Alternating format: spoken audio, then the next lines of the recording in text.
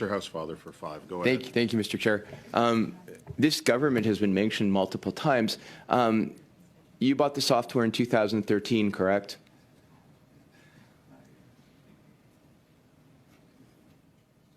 Yes, we established the computer forensics unit in 2013. Who was Prime Minister in 2013? It was a different prime minister in 2013. Stephen Harper. Thank you very much. When did you buy this? When did you buy the software? In 2013 as well. Who was the Prime Minister in 2013? Stephen Harper. Thank you very much. And at that time, the requirements were the same to do a PIA. So obviously, whoever was Treasury Board President at that time, if you're going to blame the Treasury Board President, was the one that should be accountable. Thank you very much. Now let's get to the real case of things. We're doing this study because people are worried that there is some type of, the original CBC article that Ms. Kuzi read from talked about spyware. Spyware is something that is a surreptitious thing that you're putting on somebody's phone to extract information on an ongoing basis to use it for nefarious purposes. Do you guys use spyware at all, or malware? No, and I can provide it to my colleague for greater detail, but unlike spyware, the tools that we use are for the extraction of existing data under a specific court order with the owner's knowledge. So it is not clandestine, it is not ongoing, there is no software installed on the device, and it is not conducted remotely. So there's no ongoing component which would be required for it to be spyware. Here's the notions, is it the same? Exactly the same answer, yes. So the correct word for this would be an extraction tool, right? It's something that you have in a location, in a secure location, and you need the device to extract the information. So somebody has voluntarily surrendered their device in each and every case, or had a court order to order the production of that device, and you then take the information off the device, but then you don't put some program on the phone where when it goes back to that person on an ongoing basis, you can take away their information again, correct?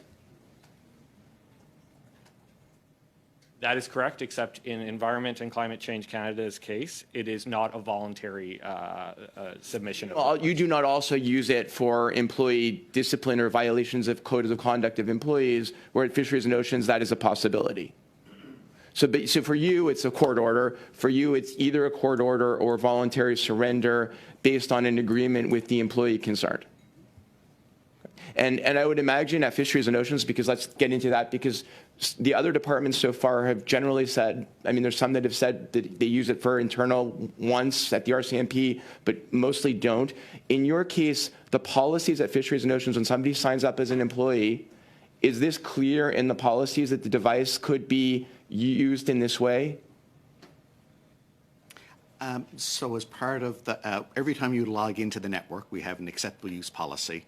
Every time you reboot your computer, you access via, a virtual private network, a VPN. The acceptable use policy is you accept it. It details in there what you can and cannot do. And again, these are not Department of Fisheries and Oceans policies. These are Government of Canada policies.